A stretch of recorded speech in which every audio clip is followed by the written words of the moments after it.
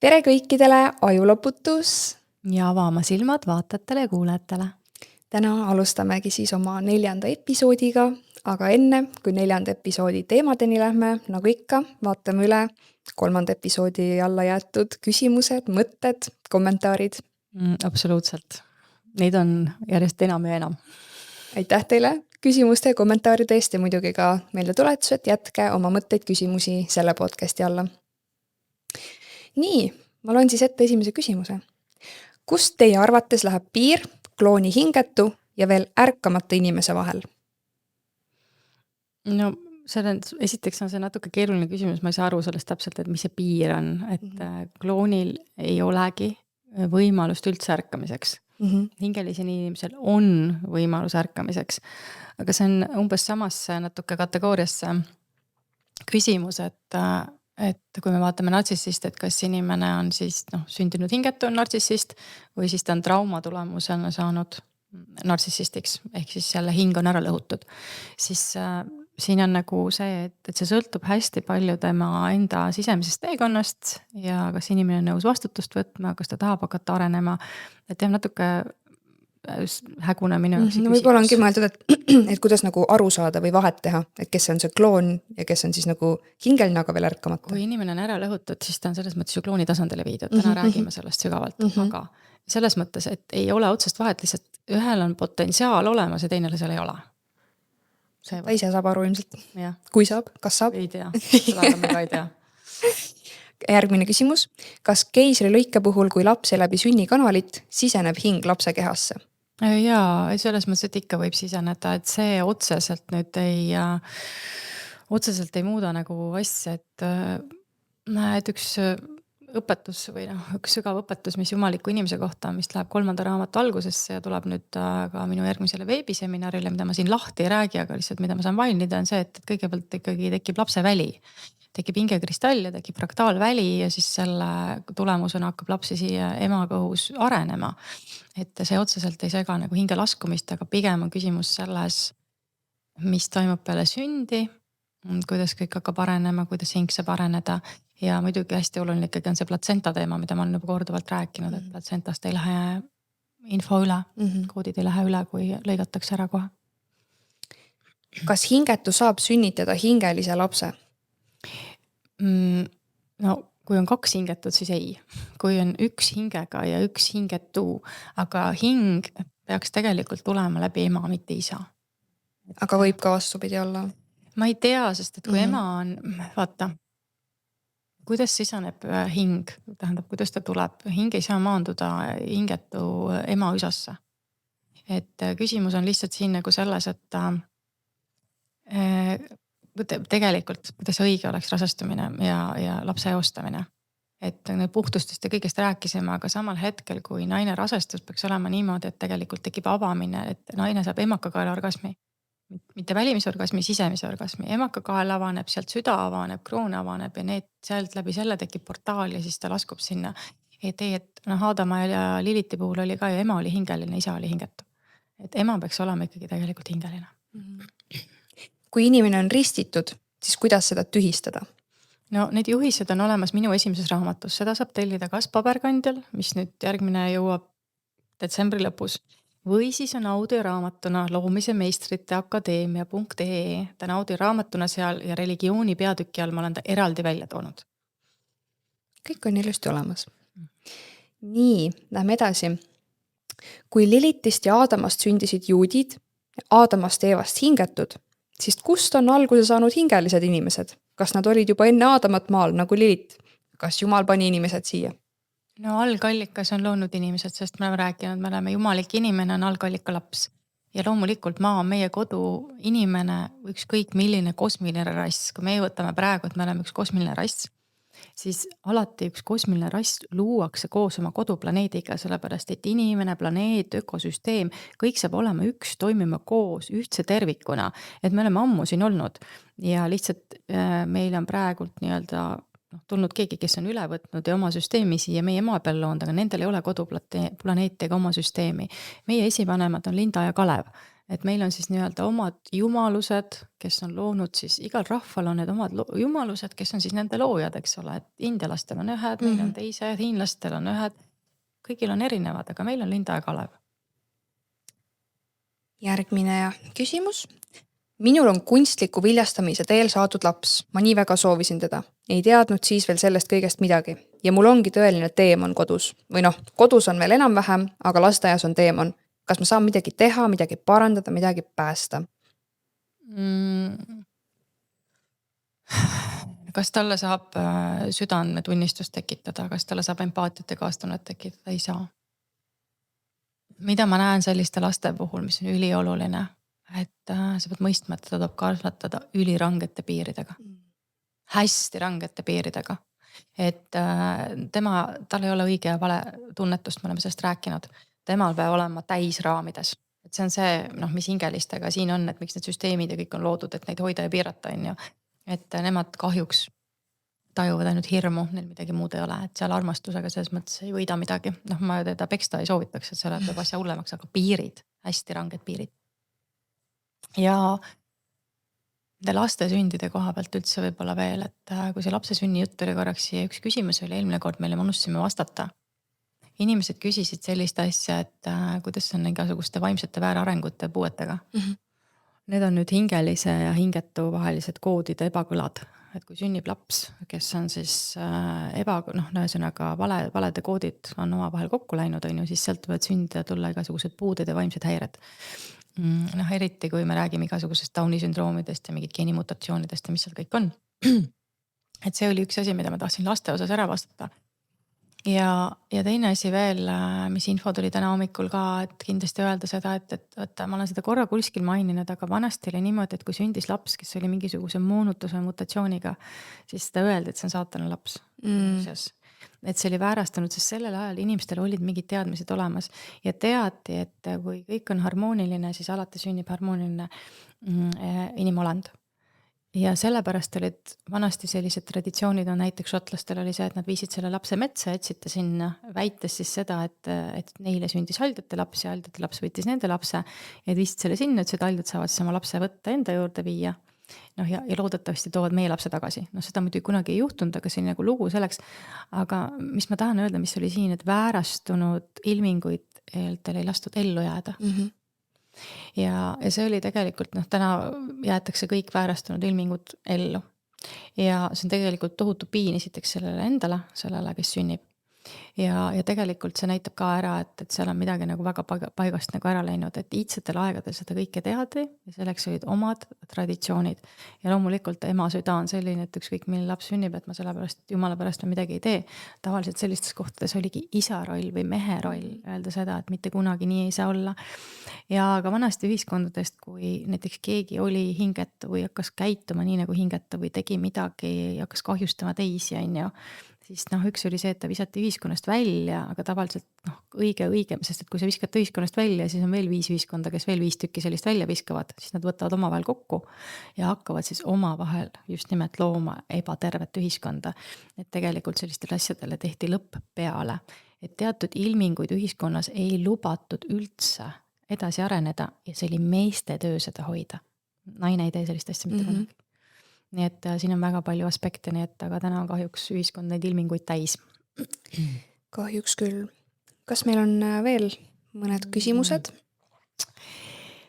Meil on siin sellised asjad, et üks naine on võib-olla küsinud, et enne maatriksisse tulemist, kuidas hingeline ei taba ära, mis siin toimub, et see koht siin on lõhkumiseks ja teistsugustele tegelastele või hingeline nii-öelda eksib siia teadlikult. Et pigem on see, et me ei tea seda surmaõpetust, et kuidas peale surma maatriksist välja saada ja see tegelikult on meie kodu siin. Ja eks me siis tuleme siia tagasi ja meil on need suguvõsamustrid ja paljud muud asjad, mis meid siia tõmbavad, eks ole, süütunne ja patud, ma ei tea, patte, mis meil siin kõik kaela pannakse ka peale surma. Kui me üles läheme, siis meile antakse uuesti valikud. Ega maatriksisse tagasi visata ei saa, sa tavaliselt ise valid selle tagasi tulemise siia. Aga hingelisel on tänaseid keeruline välja saada, sest teadlikkus sellest, mis maatriks tegelikult on, siiamaani on puudunud. Tähendab, see on olnud olemas, sellest seda on pandud, nagu me oleme rääkinud, raamatutesse, filmidesse, teatrietendustesse, mingisugustesse vormidesse, kas või nagu see Dante Alighieri jumalikku mööda selgitab. aga seda nagu tegelikult nagu selget teadmist ei ole olnud. Keegi ju koolis ei õpeta sulle, et sa tulid nüüd siia põrgusse, et praegu on meil siin põrgu käimas ja kuidas siit välja saada. Keegi ei räägi sulle sellest, nii et teadmatus on ikka see, mis ta võtab. Keegi kirjutab siin, et Hitler oli hingetu. No ma selles mõttes Hitleri nagu hingeelu täpsemalt ei tunne, et mina temaga kokku puutunud ei ole. Et teadmised, mida ma siin räägin ja annan, on need teadmised, mis minul on tulnud. Ja need teadmised ei ole mina maailmas üksinda ainukesena jaganud. Ma ei ole esimene inimene, kes sellest räägib. Et osad inimesed ma näen ka on kirjutanud näiteks mingites kohtades, et mingi asi, mida ma olen rääkinud Hitleri kohta, et see oli kuskil dokumentaalfilmis sees või keegi küsib, kas selle kohta saab juurde lugeda. Ma ei oska selles mõttes öelda, jaa, ma tean, et see on olnud mingites raamatutes, see on olnud filmides. Aga need teadmised minule tulevad nagu mujalt. Mis ma tahan Hitleri kohta öelda on see, et ma ei tea, kas selles mõttes, mina ei ole seal olnud, mina ei tea, kas tema oli 100% harmooniline või mitte, aga ma tean, et meil on ka maailmas 2 vastasjõudu. Meil on hingelised ja hingetud. Nüüd, kui keegi on kunagi läinud lahku nartsissistist, siis ta teab, mis juhtub siis, kui nartsissist saab nii-öelda, sa lähed tast lahku ja ta saab kannatada, siis sind tehakse mustaks lambaks. See, kes täna on tehtud mustaks lambaks, kuna süsteem on nartsissistlik, siis nartsissistlik süsteem on teinud mustaks lambaks kõik, kes on julgenud neile vastu hakata. Ja tuletame seda meelde, et Hitler ajas taga valget aaria rassi, valgete juustega, siniste silmadega inimesi. Mis nende siniste silmade taga on see, et sinised silmad on avatud DNA-ga inimesed, ehk jumalikud inimesed, sest et silmad peegeldavad valgust. Nüüd, kui meil on pruunid silmad, siis meil on DNA kinni praegu. Selles on see asi. Me ei ole avanenud oma õigetesse kohtadesse tagasi. Ma praegu väga palju sotsiaalmeedias, ma muidugi jälgin õigeid kontosid ka, et mul niimoodi ette tuleb seda infot, aga inimesed muudavadki oma silmavärvi praegu. Sellepärast, et DNA avaneb ka, see on huvitav, et sa seda ütled, sest et minul on seda infot kogu aeg tulnud. Ehk kui ühel hetkel, kui DNA avaneb, siis silmavärv muutub, juuksevärv võib ka muutuda. Kõik võib muutuda. Aga see ei ole selles mõttes praegu iseenesest oluline, et kui ta ka ei muutu, et me võime avaneda ikkagi, eks ju. Aga nüüd küsimus on täna just selles, et võib-olla Hitler oli samamoodi, inimesena küll astus nendesse hulludele seal vastu. Saksamaa on ju peale seda, Saksamaa oli ikkagi inimeste riik algselt.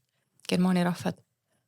Aga see võib-olla tema ka läks oma hulluses seal mingis, saad aru, sai jõudu, sai võimu, läks lolliks, tegi mingeid asju valesti ja nii edasi. Aga tema mõte oli see, et ta tahtis hingelistest lahti saada või nad ära saata kuskile eraldi kohta, et nad inimesi ei kahjustaks. Hingelised. Hingetud, tahtis hingetud ära saata, tahtis kaitsta hingelisi. Doktor Mengele näiteks, keda on siis süüdistatud suurtes kuritegus, doktor Mengele on olnud juut. Inimesed jälle ei tea seda. Ja siin oli ka, ma vaatasin, mis inimesed panid kommentaare, kui ma legasin seda Hitleri lõiku meil seal sotsiaalmeedias on ju. Kuidas ma olen julm inimene ja kõik nii edasi. Ma tahaks küsida, kas inimesed on korraks seisatanud ja vaadanud otsa sellele, mida juudid maailmas teinud on? Kindlasti mitte. Mida Iisrael teeb? Mis toimub Gazas? Kui palju on pommitamisi, kui palju on õhurünnakuid, kui palju on igasuguseid, ma ei tea, rikkumisi ja kõik teavad, et kui juutidega äri teha, saad aru, siis seal on ainult, et temale on win-win, aga sinule on nagu kindlasti, sinule win-lose on see igas mõttes. Ma olen öelnud, et nad juhivad rahandust, nad juhivad pangandust, et inimesed on nagu täiesti jälle selles Stockholmi sündroomis pimedusega löödud, kaitsevad end juute, vaadake, mida juudid maailmas teevad, kas ma olen üksinda, kes seda näeb siin jälle või? Ja ka. Ja et mis asi see on, et mis valikuline, saad aru, mingisugune vaatamisviis see on maailma peale. See, mida juudid korraldavad, mida see Netanyahu ja kõik seal teevad, see on teie meelest täiesti okei. Ja siis te räägite, et no ma ei tea, kui tuleb siia mingisugune hull sõjardite, saad aru, hulk on ju, siis me astume neile vastu või tahame teist lahti saada või võtame mingid samme vastu, ma ei tea, lööme nad maha sellepärast, et nad meid maha ei lööks. Kas see on siis halb või kas ennast kaitsta ei tohi? Et kui me ei saa aru, mis maailmas tegelikult toimub, siis me oleme jälle klapid peas, lähme kõik nagu ainult selle ühe teemaga, et ei, Hitler oli halb, Mussolini oli halb, minu teada Hitler, Mussolini ja kõik ülejäänud diktaatorid tahtsid säilitada rahvusriike. Ma ei ütle, et nad on 100% harmoonilised olnud, täpselt samamoodi oli Staliniga. Stalin tegi igasuguseid omasid, ta tahtis, Vene ajal säilitati kõik loodus ja kõik metsad. Stalin tahtis rajada põliskodud, inimestele, seal oli nii palju asju. Aga kui nüüd ütleme näiteks, inimesed on mitu korda küsinud küüditamise kohta. ütleme, Stalin on riigijuht, temal on selge ka arusaamine, et siin on hingetud, siin on hingelised. Nii, meil on vaja hingelisi hoida ja hingetutest lahti saada. Siis neil on võib-olla mingi oma süsteem, kuidas nad käisid neid hingetuid välja otsimas ja hakkasid neid ära küüditama. Ja tõenäoliselt läks sinna ka inimesi kaasa kogu selle supiga. Või teine variant on see veel, et Stalin kirjutab alla näiteks, et küüditame selle ära mingisugune, ma ei tea, 140 000, sama selle käsuga küüditakse ära võib-olla 500 000. Tema üleval ei saa kõike vaadata, mida tehakse. Lisaks on alumistest tasandites on ju sees tohutu hulk inimesi, igasugused kindralid ja ma ei tea, alamad seal ja kõik, kes seal on. Ja kõik need, kes teevad tööd, seal sees saab olla veel hunnik hingetuid, kes on süsteemi imbunud ja teevad seal omasid asju. Ja pärast näidatakse selle teise venna peale, et tema on süüdi. Ehk kui sa oled firmajuht ja sul seal tööline teeb seal alumises, saad aru, mingisugust jama on ja kui sul on firma, sul 5000 töötajaga näiteks. No lõpuks oled ikka sina süüdi. Ja, aga kas sa jõuad kõike jälgida, mida nad teevad? Sa ei jõua, sa ei tea, mis seal on. Et kui me anname hinnangu konkreetselt kuskile kellelegi, et tema on halb ja tema tegi ja nii oli. Lisaks, mis on veel olnud, mida inimesed ja siiamaani keegi kirjutas ka seal, et keegi oli seal vist seal mingites koonduslaagrites ja kuskil või küüditatud hulgas. 60-ndatel on tehtud kollektiivne mälu muutmine ühiskonnal. Sa ei tea mitte midagi, kas sa mäletad asju õigesti või sa mäleta üldse mitte midagi. Mis tegelikult toimub? Inimesed, me elame kõige sürrimas ulmefilmis, mida sa üldse oskad endale ette kujutada, sa isegi ei saa aru, mis tegelikult ja päriselt toimub. Kogu ajalugu on täielik fiktsioon ja välja mõeldes. Nagu lihtsalt his story. Kellegi lugu, kes on selle rääkinud. Kuule, ülipõnev, ma viimasel olen hakanud nägema palju videosi selle kohta, kuidas võetakse Hitleri kõned ja AI-ga tõlgitakse inglise keelde. Ja siis ongi kõik kommentaarid seal, et sellepärast polegi kunagi subtiitritega tema kõnesid olnud või varem nagu tõlgitud, et noh, vaata, mis ta räägib seal nagu. Et see on päris põnev. No võt, ma räägin ja Hitler ütles, et eestlased on üks kõige puhtamad valge rahvas üldse on ju. Ta on seda ka öelnud. Nii et me oleme pimedusega löödud sõna otseses mõttes. Nii et mina ei oska teile öelda, kas Hitler oli hingeta või hingeline. Ühte ma tean, et ta tahtis selles mõttes lahti saada hingetutest ja kogu sellest massist tahtis luua mingid muutuseid, aga see, mis on tema peale pööratud, on see tüüpiline, kui sa oled nartsissistist lahku või kui sa kahjustad nartsissisti kuidagi, siis ta pöörab selle kõik selle vastu, et sa oled nagu maailma kõige hullem, proovi täna midagi juutide kohta öelda, et kohe antisemiit. Aga kusjuures seda väga palju lastakse praegu levida sotsiaalmeedias. Et kuskil ma nägin teooriat, et juudid ise tahavadki seda antisemitismi nagu levitada. Et siis hiljem see enda kasuks pöörata. No selles mõttes ma olen nõus, et neil on igal asjal on ju mingisugune eesmärk seal, et kuidas nad midagi teevad, et nad kogu aeg, et nemad on nüüd see, nartsissist on alati vaata ohver, tema on alati see naine või see mees tegi mulle ja mina olen süütuke, mina ei tea midagi, mina olen nii armastav ja hea ja ma ei tea üldse, kuidas ma sellise inimese otsa sattusin. See, et ta ise hinget on ja mida ta ise teeb, seda ta tähele ei pane. Et see pilt on nagu selles mõttes ikka maailmas. Ma järjest rohkem vaatan neid kommentaare siin ja ma tahan öelda, et inimesed on väärt oma valitsejaid ja kogu seda jama, mis siin on ka, et aeg on üles ärgata.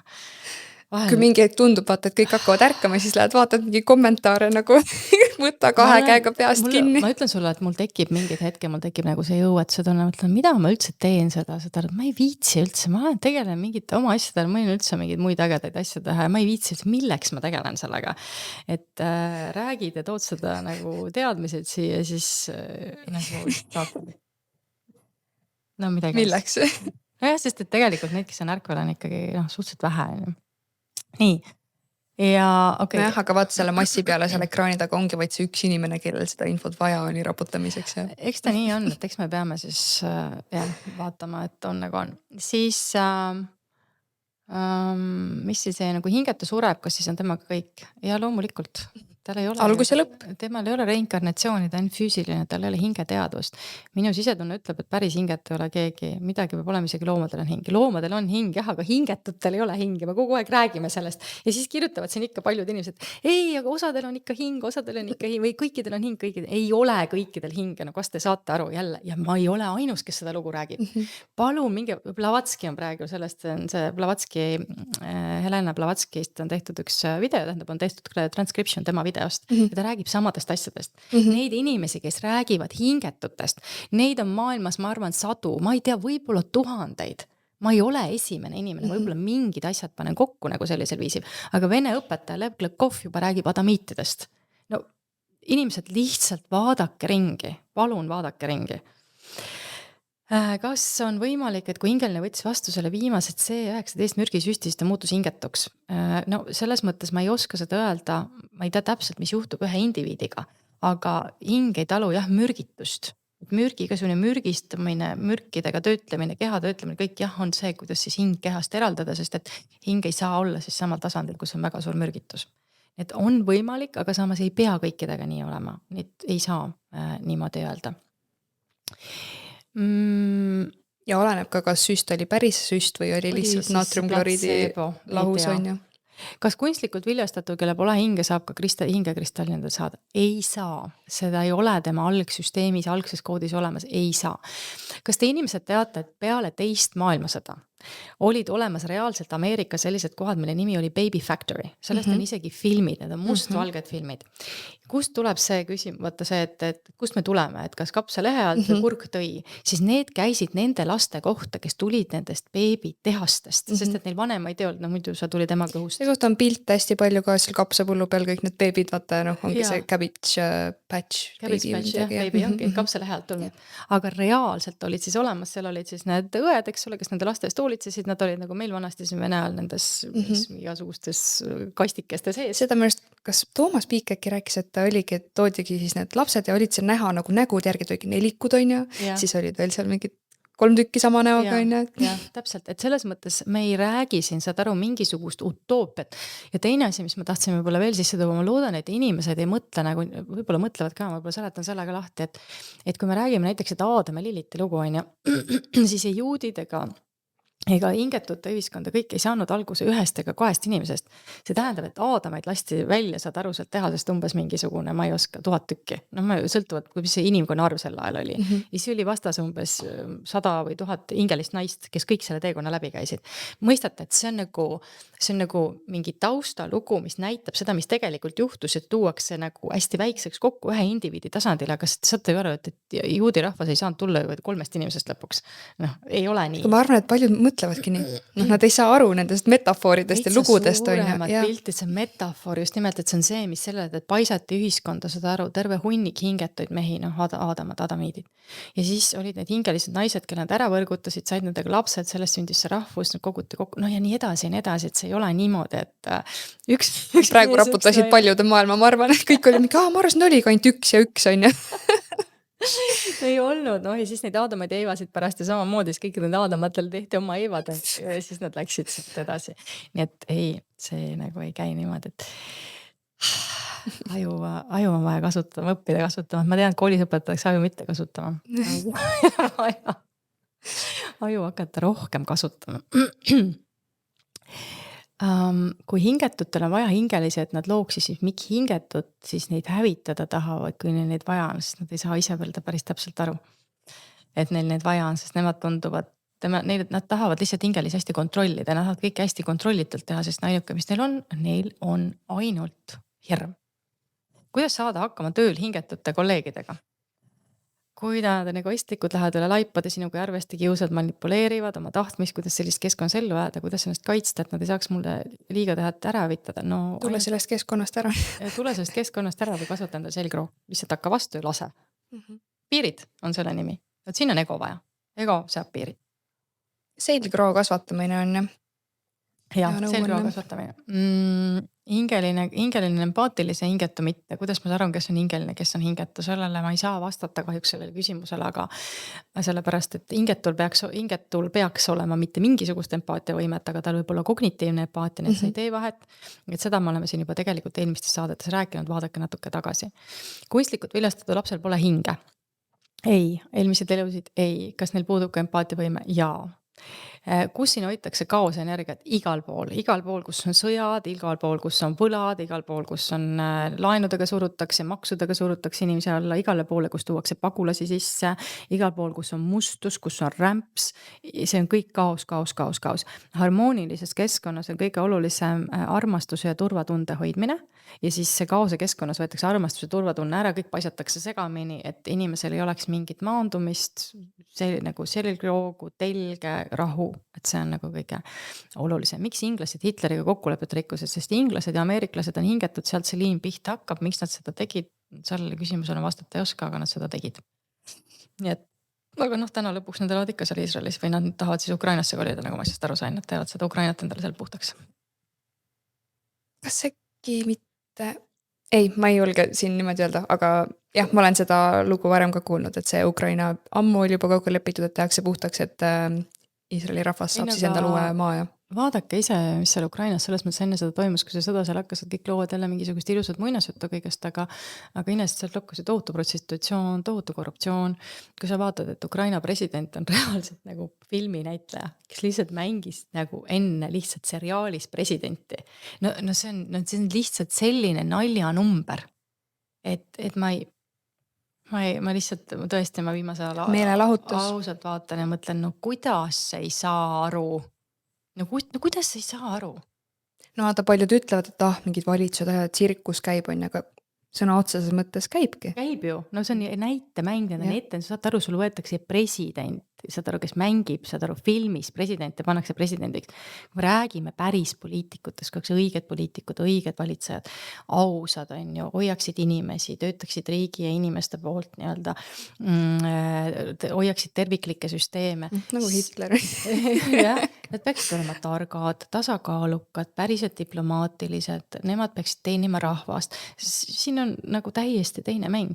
Aga see, mis tsirkus seal peas toimub ja mulle näitab praegu kogu aeg inimene on tulemas 2 väga suurt õppetundi. Üks suur õppetund on see, et tuleb oma elu eest ise hakata vastutust võtma. Ja see tuleb kõigil. Millal see tuleb, see sõltub inimkonnast, kui kiiresti see tuleb. Aga teine õppetund tuleb veel. Üksi ellu ei jää. Tuleb hakata kokku hoidma. Ja nüüd on see, et aga me ei saa kokku hoida, sulle meeldib Putin ja sinule on koroonasüst tehtud ja sinule meeldivad neegrid ja sulle ei meeldi neegrid. Ja siis tuleb ühel hetkel see päev, kui sa istud oma kõikide nende eelarvamustega seal, sind süüakse ära. Ja ongi kõik. Ja siis sa pead kas oma eelarvamustest üle saama aru, et kõik need eelarvamused, kõik see, nagu see Aike ütleb, see on see conquer and divide, eks ju, et valluta ja lahuta. Et need on kõik spetsiaalselt tehtud, et me oma vahel kokku ei saaks hoida, sest inimene üksinda ei tee mitte midagi. Inimene üksinda on nõrk, aga inimesed peavad ühel hetkel kokku tulema ja see aeg tuleb. Ma ei tea, kas see tuleb aasta pärast, 2 pärast, 5 pärast, aga see tuleb. Mõlemad need tulevad, sest me naudime täna ka väga palju süsteemi hüvesid. Ka need asjad, et ühel hetkel tulevad väga suured muutused inimkonna jaoks. No juba võiks, Jaa, aga see ei saa lihtsalt tegund olema. No jah. On seal veel häid küsimusi või? Vist ei hakka. Vaatame mööda. Ei hakka rohkem vastama. Aga lähmegi siis edasi tänase põhiteemaga. Hingelised inimesed, nende tervenemine, mis on tehtud jumaliku inimesega. Ja Matrixi lemmik tööriist on trauma. Et ma tegin kogu eelmise Avama silmad hooaja podcastit, tegin traumast. Rääkisime erinevatest aspektidest. Ja see, mis ongi inimesega tehtud, on see, et läbi trauma inimene lõhustatakse, hing lõhustatakse ära. Inimese jaoks on hing kõige kesksem üldse. Hing annab elu, hing on seotud algallikaga, ta on eluallikas. Ja nüüd, kui see trauma tuleb sisse, siis ta lõhustab see hingekristalli ära, ehk see lendab nii-öelda kildudeks või on pragunenud ja sealt edasi hakkavad pihta absoluutselt kõik moonutused üldse. Ja nagu ma ütlesin, et inimene, kui ta tahab elada tervikuna, siis tal on armastus ja turvatunne. Selleks, et laps kasvaks üles tugevaks, oleks terve, oleks õigete teadmistega, igas mõttes oleks tervik. Kehaliselt, hingeliselt ja vaimselt. See tähendab seda, et tal on vaja alguses väga head baasi, väga head vundamenti. Ja see ei tähenda, et hiljem elus üldse raskused ole, aga kui see vundament on paigas, siis on lihtne, kui tulevad kõikumised või tulevad raskused, siis sa oskad neile õigesti vastu minna, sul on olemas toetus, sa tead, mida teha, sa ei kuku kohe kokku, aga trauma nõrgestab inimese täielikult ära, tõmbab ta täiesti ribadeks. Ja kõige suurem maatriksi rünnak ongi tegelikult siis hakkab pihta sellest meie närvisüsteemist. Meie närvisüsteem on meie hinge väljendus. siin selles nagu füüsilisel tasandil. Ja kui me hakkame vaatama seda siis, kuidas närvisüsteem toimib, siis meil on üks selline keskne närv, mida ma vist enne maininud, siin on vaagusnärv ehk uitnärv. Ja nüüd sõltubki, et mis kanalisse see närv nagu liigub, et see närv peaks olema siis tasakaalus liikuma siis mees ja naise energia vahel. Aga sõltub, mis kanalisse ta siis liigub, siis vastavalt sellele, kui ta sinna hirmu kanalisse kinni jääb, siis inimene elab selles traumas ja hirmus. Ma kohe räägin, kuidas see traumapeal närvisüsteem mõjutab. Ja selleks, et saada siis tasakaalu tagasi, on vaja see närvisüsteem nagu vabastada või tuua siis sellest hirmukanalist põhimõtteliselt välja. Ja hingelisel inimesel üks oluline asi, mis eelmine kord ütlemata oli see, et hingeline inimene tegelikult ei vanane. Sest temal on siis taasuuendussüsteem kogu aeg, et kõik, mis kulub, kõik taastub, kõik, mis kulub, kõik, mis taastub. Me rääkisime, et kloonidel või hingetutel seda ei ole. Ja nüüd, aga kui siis see närvisüsteem jääb kinni sellesse ainult kulutamisse, mitte kunagi taastumisse, ehk ma kunagi lõõgastuda ega lõdvestuda ei saa, siis sellest tekib vananemine, sest kõik organid, kõik asjad, kõik kulub ära, närvisüsteem kulub läbi, aju kulub läbi, su süsteem lihtsalt ei pea vastu ja siis sellest tekib vananemine. Seda ma ütlesin eelmine kord ka, et sellepärast oli see, et oli vaja hoida nad kõiki nagu inimesed ja hingetud ühtsena, et ei oleks aru saada, et üks elab 300 aastat ja teine elab, eks ole, siin 60 aastat. Samamoodi, miks tuli meik ühel hetkel, sellepärast, et hingetud vananesid, siis kui inimene veel ei vananenud, siis nemad vananesid ja neil tekkisid kortsud ja asjad näo peale ja siis hakati meigiga seda katma, et ei oleks näha, et ühed vananevad ja teised mitte. See oli ka nagu selline nagu peitmise asi siis, jah. Aga võtame nüüd selle närvisüsteemi. Et närvisüsteem on siis, ma ütlesin, kõige kesksem selle trauma juures ja kõik muud asjad saavad sellest hästi tugevalt mõjutatud. Aga ütleme, et kui sul nagu salvestub, kui sul on mingisugune negatiivne asi, mis sinuga juhtub, siis sellel on mingisugune laeng või impulss. Ja see laeng või impulss salvestub närvisüsteemi sisse. Ehk Stanislav Grof on oma raamatus tulevikupsühholoogia nimetanud neid niimoodi, et need on condensed energy system ehk tugeva laenguga energia kihid, süsteemid. Näiteks, et sain isa käest peksa on üks kiht, on ju, mind vägistati on teine kiht. Ema, ma ei tea, sõimas mind kogu aeg 3. kiht. Ja nii edasi. Inimestel on väga palju erinevaid kihte nendes traumades võib olla. Kui on palju erinevaid kihtle, siis selle nimi on komplekstrauma. Ja nüüd närvisüsteem toimib muidu niimoodi, et kui näiteks trauma toimub, mingil hetkel juhtub midagi, näiteks õnnetus või ükskõik või saad peksa, vahet pole, mis trauma see on. Närvisüsteemi tekib sellest pinge sisse, aga kui sul pärast, kui see asi läbi saab, on see koht, kus saad lõõgastuda, lõdvestuda, sul on ema, kes kallistab või isa, kes hoiab või oled mingis turvalises kohas, siis närvisüsteem lasub selle ise välja. Keha läheb rappuma, läheb šokki, vabastatakse mingid asjad ära, see tuleb kõik välja, et meie süsteem on kogu aeg ise terenev ja ise tasakaalu otsiv alati. Aga selleks peab olema see ruum ja kui seda ruumi ei ole, siis see laeng jääb sisse. Sa oled näiteks terve elu isa käest peksa saanud, üksteise otsa, kiit, ainult närvisüsteemis on ainult see laengu pinge sees kogu. Ja kunagi välja pole saanud olla. Nii, kuidas ma nüüd selle sealt välja saan? Nüüd ma olen suur inimene, mul on ärevus, mul on paanika, ma ei saa magada. Ainuke koht, kus ma siis lõõgastan ennast on joon, söön, mis iganes need viisid on. See ei tervenda sind, laengud välja ei tule.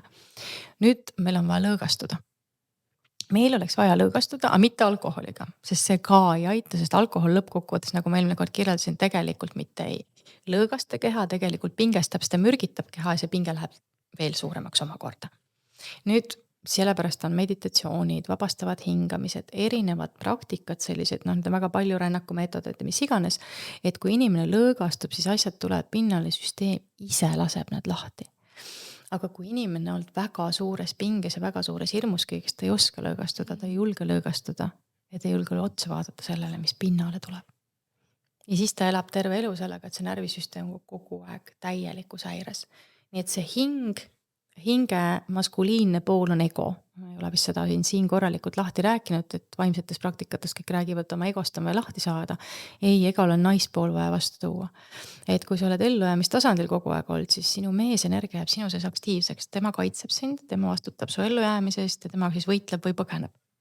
Ja kui sa nüüd armastuse ja naisenergia sinna juurde tood, enge selle helge poole sinna juurde tood, siis see muutub tervikuks naise meesenergia. Mees kaitseb siis, kui on vaja ja naine lõõgastab. Ja see käib nüüd nii meeste kui naiste kohta. Absoluutselt, mõlemi kohta. Mõlemil on naisenergia praegu puudu põhimõtteliselt. Nii et ei mõtle mehed ainult, et naised võivad Ei. naisenergiat Meestel kasutada. on kõige hullem veel, mees ei suuda üldse lõdvestuda. Ja mehed ei saa ka kunagi välisel naisega saada heasse suhtesse, kui nad enda sees ei aktsepteeri oma naisenergiat, ei hakka lõdvestuma, ei lase hirmust lahti ja kontrollist. Et see on ka suhetes üks väga suur teema täna tegelikult. Nii et see väline naine selles mõttes peegeldab ainult seda sisemist naist, selle seisundit. Ja kui me nüüd vaatamegi, siis see hing vajab seda tervenemist, ta vajab, et närvisüsteemist lastakse kõik need asjad välja. Ja see on inimkonna järgnevate aastaste teekond sellest traumast välja tulla. Ja meil on üksikisiku tasandi traumad ja siis meil on kollektiivsed traumad. Sõjad, ma ei tea, 9-11, erinevad asjad, mis juhtuvad, mis siis šokeerivad nagu suurel tasandil nagu ühiskonnas suurt osa. Ja see hinge tervendamine, see närvisüsteemi tervendamine, et me õpetame närvisüsteemi lõdvestuma, seda tuleb alustada hästi väikeste sammudega. Vaikselt sammhaaval.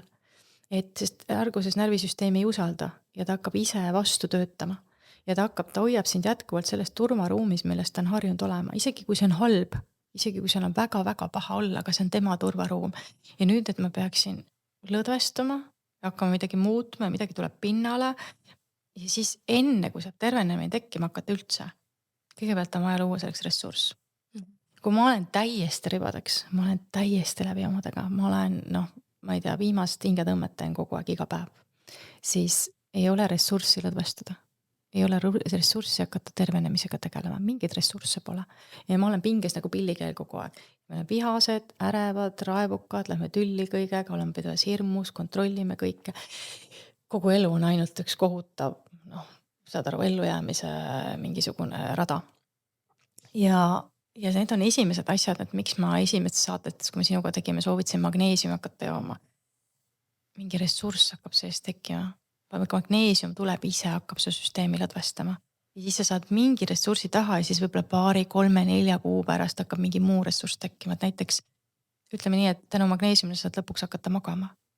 Ja kui sa nüüd mõnda aega magad, siis nüüd tähendab natuke tuli ressurssi juurde. Sa võib olla tänu magneesiumile natuke lõdvestud, ei vihasta enam nii palju. Mingi hirm läheb maha, ei muretse mingi asja pärast enam nii palju. Kogu aeg vaikselt tänu selle tekib ressurssi juurde ja siis sa ise saad ka hakata mingid muutused viima. Kui ressurssi üldse pole, siis on üliraske mingit muutust läbi viia.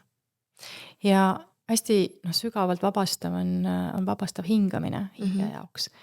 Aga vabastavas hingamises on see probleem, et inimese meel ikka kontrollib. Ja kui ta ei suuda ikkagi lõdvestuda ja lahti lasta, siis sa saad minna ainult teatud piirini. Nii et kui me hakkame ka alguses näiteks lõdvestumispraktikatega tegelema, sest alguses pealmise kiigete ja pealmise, aga need kõige sügavamad asjad seal kõige all. Võtab ikka aega. Jaa, sa pead jõudma selle lõdvestumistasandini, mida see vajab, et sa saad selle kõige alumise, kõige sügavama, kõige tugevama laengu kätte. Ma räägin siia juurde selle jutu ka. Tahangi minna tegelikult täna rääkida sellele tabuteemast ka psühhedeelikumidest, sellepärast, et seda on ju, süsteem on selle aastaid teinud väga suureks tabuks ja kõik on narkomaanid, et narkootikumid ja psühhedeelikumid on täiesti erinevad ained, täiesti. Me ei saa võrrelda kokaiini psülotsabiiniga näiteks. Ja ma toon teile näite sellest samast, võib-olla te olete seda raamatut osad on võib-olla lugenud, on Stanislav Grofi tulevikupsühholoogia. Stanislav Grof on siis vene psühholoog, kes kolis kunagi Ameerikasse. Ja ta hakkas siis juba seal 5-60-ndatel, nad töötasid siis inimestega, kes oli siis väga sügavalt traumatiseeritud psühhiaatri haiglates. Aga alguses olid Ameerikas, nagu ma mäletan, psühhedeelikud, mida kasutamine lubatud. Ja siis ühel hetkel see võeti ära, sellepärast, et siis tulid Vietnami sõjad ja asjad, Nixon keelas selle ära. Ja sealt edasi siis Stanislav Grof üritas siis leida viisid, tema leiutas holotroopse hingamisega, millega on võimalik saamutada samasuguseid seisundid nagu psühhedeelikumidega. Tõepoolest on. Nüüd tekib küsimus sellest, kas sa suudad lõdvestuda. Et seal on see asi, psühhedeelikum jälle aitab lõdvestuda. Ja siis tema raamatus seal samas on nagu väga hea jutt ühest mehest, kes siis oli, kui ma mäletamist mööda, Peter oli vist koolis õpetaja. Ja kui ta selle Grofi juurde jõudis, siis ta oli oma eluga selles kohas, et ta ei olnud enam üldse toimiv või funktsionaalne eriti. Ta oli seal depressioonid, ärevused, ta oli omadega nii-öelda täiesti sisemiselt totaalses kriisis.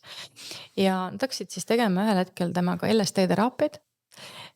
mitte holotroopsed teraapiad, tema tegid LSD-ga, Stanislav Grof räägib väga palju LSD-st ja sellega töö tegemisest ja on hästi palju seal temal uuringuid teinud. Ja sellel mehel oli siis selline komme, et ta käis otsimas musta värvi riietatud meesterahvaid ja ta soovis, et need meesterahvad siis viiksid ta kuskile mingisugusesse majja, seoksid ta kinni ja siis piinaksid teda seal ja teeksid taga igast asju. Ja siis mõned korrad loomulikult, kui ta neid, ta käis suvalisest kohtadest otsimas kuskil Aararongis ja pargis ja mis iganes kohtades, siis mõne korra ta peaaegu jäi oma elust ilma, sest ta saatis mingi maniakaalse psühhopaadi otsa. Ja kui nad hakkasid seda tööd tegema seal temaga, et miks sa siis nagu käid otsimas neid kogemusi endale, siis mis sealt alt välja koorus oli see, et kui ta väike poiss oli, siis ta ema pani teda sinna keldrisse kinni ja siis hoidis teda pikka aega nagu ilma söömata ja joomata. Ja siis isa peksis teda näiteks räigelt. Et temaga toimus seal igasugused erinevad asjad ja siis kui tuli sõdaaeg, siis ta oli poolakas. Siis natsid võtsid ta siis Saksamaale kaasa ja siis vägistasid teda seal. Et tal oli siis neid kihte, neid condensed energy systems, neid tugeva laenguga kihte oli seal erinevaid hästi palju. Temaga läks siis 15 seanssi. Enne kui ta sai siis kätte nii, et ta oli lõpuks uuesti funktsioneeriv normaalselt, enam-vähem normaalselt toimib inimene. Ja see on see psühhedeelikumide nagu võlu, et ta suudab sind täna lõõgastada sellistel viisidel, mille sa ise enam ligi ei saa.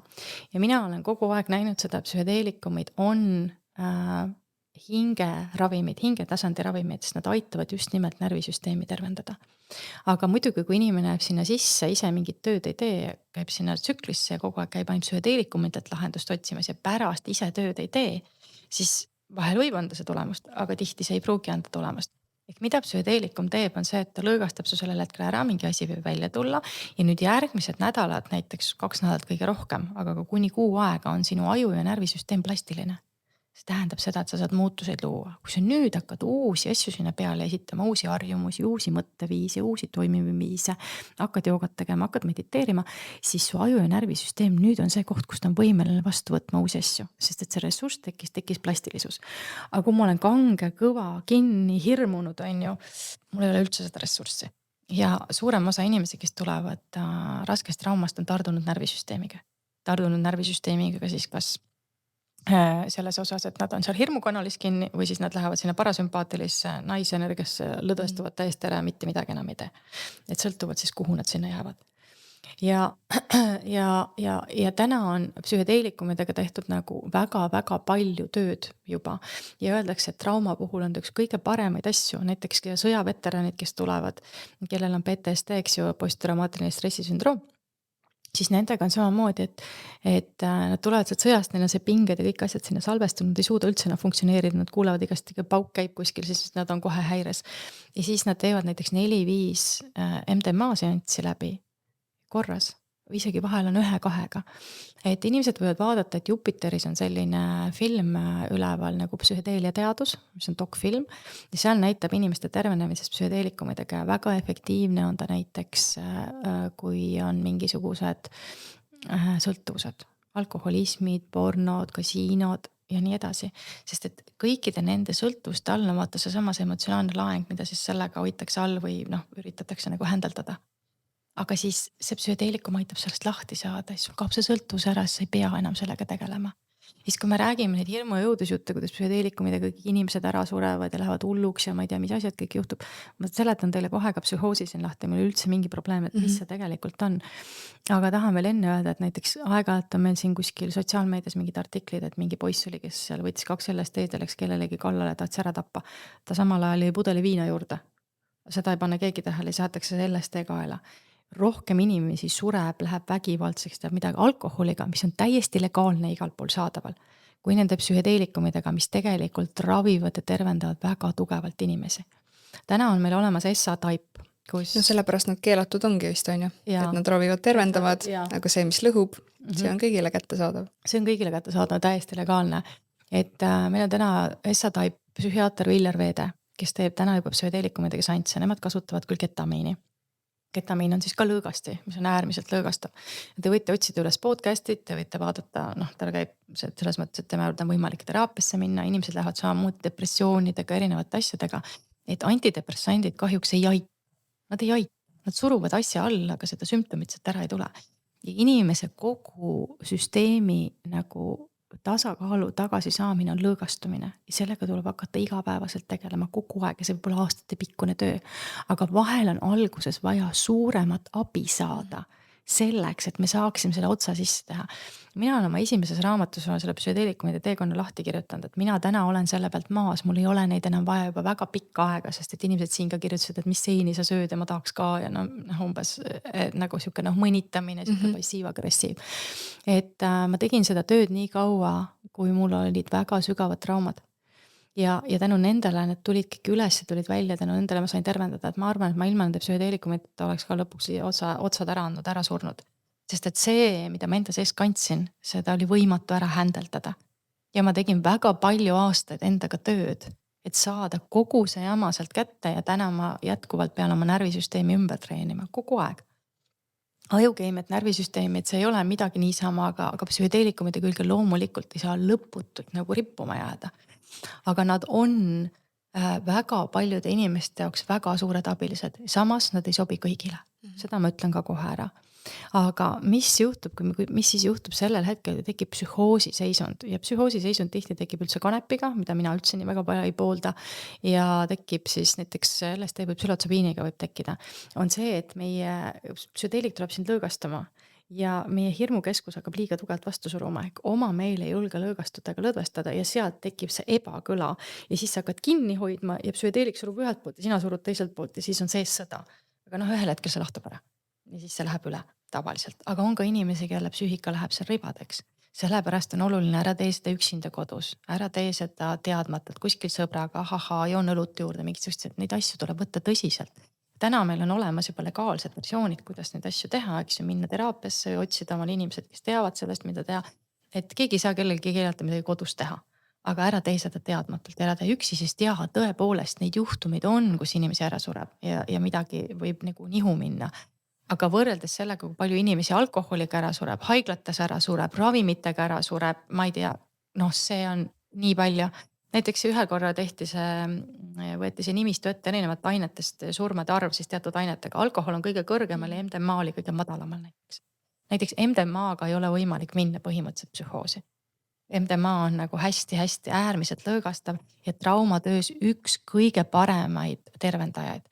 Aga meie hollandlasest terapeut, traumaterapeut, maailma üks tunnustatumaid Besser van der Kolk, kes on siis kirjutanud ka raamatu Kehapäev arvet, on siis samamoodi psühhedeelikumidega väga pikalt tööd teinud ja nad Ameerikas just hiljuti nad tahtsid saada, et siis MDMA saaks läbi siis kõik need faasid, need katsetusfaasid seal FTAs, et need siis ära aktsepteeriksid. Nad olid juba 4. faasis tegelikult, $163 miljonit nende uuringute peale pannud ja siis jälle viimasest faasist ei lastud läbi.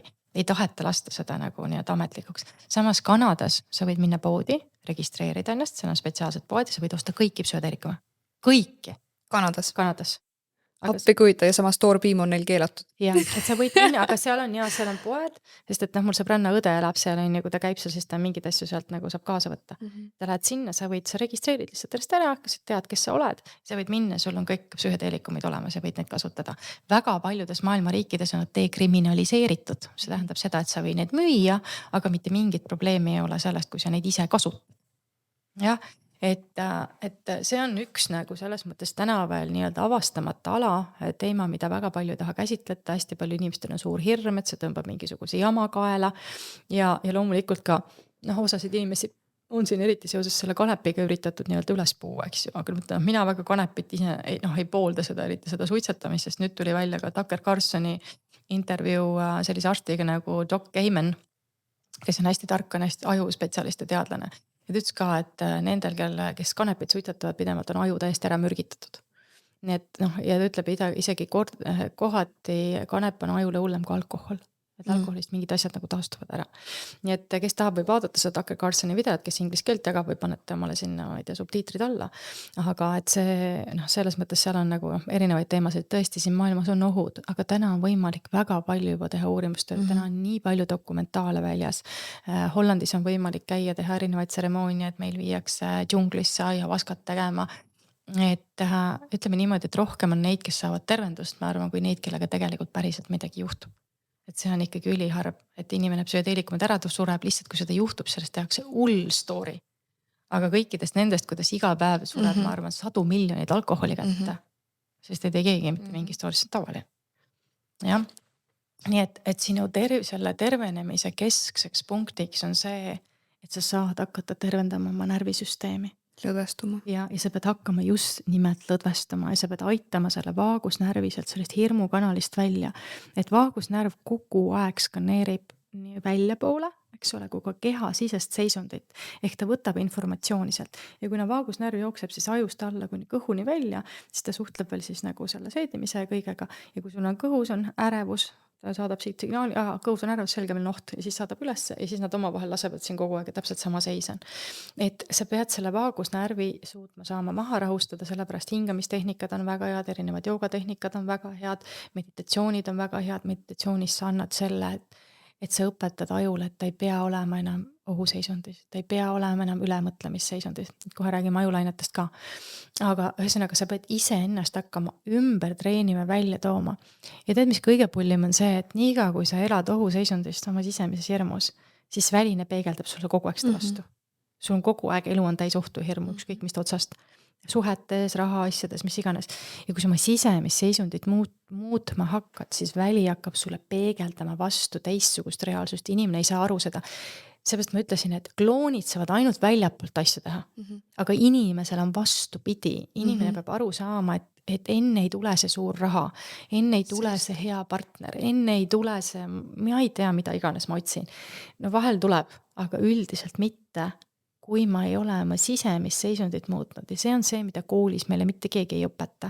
Inimese reaalsus loome on läbi sisemise seisundi ehk selle, kuidas ma ennast tunnen. See määrab ära selle tunde, mis reaalsus sulle väljapoolt tagasi peegeldab kogu aeg. Ma toon hea näite. Mul oli üks klient, kes rääkis mulle, et istub õhtul diivanil, kuuleb pauke, mõtles Venemaa tuleb pommitama. Siis vaatab aknast välja, oli ilutulestik. Ma kuulen pauku, ma lähen kohe akna peale, kus ilutulestik on, ja ma ei mõtle mingi pommitamise või negatiivse asja peale siin, et täpselt, mis su sees toimub. Sest et sa ei näe, eks ju, sa ei näe asju nii, nagu need on, vaid sa näed neid nii, nagu sina oled. Ja kui sinul on hästi suur hirm kogu aeg, sa näed kõiki üle võlli võimendatud. Aga nagu sa just ütsid enne. Jaa, aga kui su närvisüsteemis on see väga suur pinge, kui sa oled elanud nagu sellises tasandis, et sul on hästi-hästi, sa oled kogu aeg terve elu on ainult ohtul. Sul ei olegi ühtegi kohta, kus sa saaksid rahulikult olla. Kõik on kogu aeg stress, kõik on hirm, kõik on oht, kõik kukub kohe kokku. Ja siis proovi seal selles seisundis lõdvestuda. Ja see on huvitav, et psühhedeelikumid ja päris elus on sama asi. Mõlemad tahavad meid panna lõdvestuma. Psühhedeelikumid on sama asi, inimesed julge lõdvestuda, nad viimase hetkeni hambad ristis, ma ise samamoodi olen vastu hoidnud. Ja siis sa saad niimoodi selle psühhedeelikumi käest peksa. Ja siis ühel hetkel tuled sealt välja, natukene said võib-olla vabamaks, natuke said midagi lahti. Aga nendes hetkedes, kus sa suudad lahti lasta, vahel öö jooksul võib-olla 15 korda järjest ära surra. Need on kõige ilusamad hommikud, sest et midagi suurt on vabanenud, midagi suurt on ära läinud, mingi suur muutus on tekkinud. Ja elus samamoodi, et kui sa vaikselt hakkad lahti lastma, vaikselt lõõgastama, vaikselt usaldama, siis tuleb, elu hakkab kuidagi muutuma, mingi asi annab järgi, kuskilt mingi uus asi tuleb, keegi tuleb, aitab, toetab, hoiab. Et see naisenergia, kui ta tuleb sisse, siis ta mängib välja omad dünaamikad energia väljas, mida meesenergia kunagi ei mängi. Sest meesenergia on ratsionaalsus, jõuline, kontroll, surume, teeme, mõtleme läbi. Seal ei ole sellele teisele poolele, sellele maagilise poolele, et me ei tea, kuidas universum neid asju paika paneks. Me oma väikse piiratud mõistusega üritame kõike välja mõelda. Siin on võib-olla 5000 lahendust veel. Sa ei tea ja ei näe neid. Aga nii kaua, kui sa selles kangestunud hirmutasandis oled, sa ei saa neid näha. Mitte kunagi. Eks? Et sellepärast ongi nagu hästi oluline. Ja mis ma tahan alkoholi kohta veel öelda, et mida mulle see väli ikka kogu aeg näitab, et ma teile räägiksin, et alkohol sööb hinge seest välja. See on alkoholi mõte. Alkohol muudab sind hingetuks, ta sööb reaalselt su hinge seest välja. Kuskil oli mingi video ka, ma nägin, ma ei tea, kas see nüüd muidugi tõsi on, aga et araabia keeles see alghull ongi nagu mingi hinge sööv vaim või midagi. Ja ta eraldab nagu, võtab selle hinge sööv vaim, et ta eraldab siis nagu sellest mateeriast selle hinge välja, sest et alkoholi kasutatakse samamoodi, et taimest saada laeng kätte, kui tehakse neid ma ei saa öelda praegu, tinktuure, siis sa võtad ju selle essents on hinge olemus, sa võtad selle essentsi alkoholiga välja, aga ta võtab inimesest ka hinge välja. Alkohol on siia toodud, on tulivesi, toob tule ülesse ja põletab selle hinge su seest välja. See mingi alkoholipoe nimi on tulivesi või eluvesi või ma ei tea. Eluvesi või? Nojah. Äkki tulivesi oligi? Võib-olla küll, jah. Ehk siis, kui te joote alkoholi või te kasutate seda enda lõõgastamiseks ja kui te võtate, et ma vahel võtan ühe klaasi või see on okei või mis iganes. Ei, see ei ole selles mõttes okei, et see reaalselt sööb su hinge seest välja. Lisaks seal on suhkur sees. Ta on ju kääritatud ja suhkruga tehtud. Et kõik sellised ongi tulivesi poe nimi, alkoholi poe nimi. Ja tulivesi. No ma mõtlen, et see on jah selline selle musta kuubika peal on juba huvitav pilv praegu selle taga. Näed sa või? Siuke nagu kettekujuline pilv. Hästi huvitav. Väga kummaline. Ehk inimese närvisüsteem on kõige kesksem ja Matrix teeb sellele kõige suurema rünnaku. Et sa kunagi ei saa ennast turda turvaliselt, et sul ei ole rahu, et sul ei ole seda kohta, kus sa saaksid et su kergus saaks tulla, lõõgastuda. Kui ma teen oma klientidega tööd ja siis me hakkame tervendama närvisüsteemi, ajukeemiat ja keha, väga paljudel avanevad võimed. Need võimed on seal peidus olnud kogu aeg, aga niikaua kui sa oled pinges ja krampis ja kinni, siis ma ei saa oma neid võimeid kätte, sest see pool lihtsalt minus ei avaldu. Et me ei teagi, mida me kõike kaasas kanname. Inimeste mõistus hakkab teistmoodi tööle, äriideed tulevad, mingid uued loomingud, mida kõike, kui ma lõõgastun, kui ma saan tervemaks, kui ma tulen välja sellest etappi, ma kohe suren ära. See on nüüd see esimene samm siis, mida tegema hakata. On põhimõtteliselt närvisüsteem, lõõgastumine, sellega tegelemine. Kui sa ei oska ise, siis otsi abi ja ära arva, et midagi muutub ühe seansiga või ühe kuuga või mis iganes, et see sõltub, kus sa tuled, võib-olla aastate pikkune töö, aga seda on vaja tegema hakata. Ja aju. Inimese aju, et kui me vaatame siis ajulained, et meil on siis delta, teeta, siis alfa, beeta ja gamma ajulained. Ja kui laps sünnib, siis ta on sealt delta ajulainetes, siukses uni ja siuke sügavam meditatsioon, laps põhimõtteliselt ju magab kogu aeg. Ja siis teisest eluaastast ta läheb siis sellesse teetasse, see on ka siuke meditatiivne olek pigem. Aga teisest 7. on ta siis seal teetas, ehk siis delta ja teeta kuni 7. eluaastani sa oled kogu aeg teadus on avatud, alateadus on avatud, kõik imed sisse käestana, mis ümberringi toimub. Ja siis 7. eluaastast minnakse alfasse, siis on hea selline programmeerimise aeg, läheb kooli laps. Ja siis pannakse teleka ette, sest telekas on hüpnoosimasin. Need ajulainete tekitab selle hüpnoosi ajulainete tasandi. Ja siis seal on võimalik kõike sulle sisestada, mida iganes. Sa võid ise ka seda kasutada enda jaoks, kui sa tahad. Nii et kui sa vaatad telekat, vaata ilusaid asju.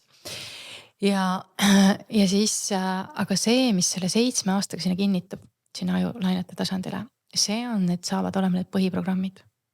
Ema, isa on üksteisega vägivaldsed, minust ei hoolita, ma saan peksa, mind solvatakse, mõnitatakse, lastakse alla. Ma vaatan see 7 aastat õppin, et kuidas maailm töötab, kuidas asjad käivad. Ja need on minu alla laetavad programmid. Meeste ja naiste vahelised suhted on sellised. Mees käitub naisega nii, naised käituvad mehega nii. See käib nii, see on see, niimoodi süüakse, niimoodi juuakse, seda tehakse. See kõik salvestub ära ja sealt edasi sa juba lähed oma nende programmidega teele.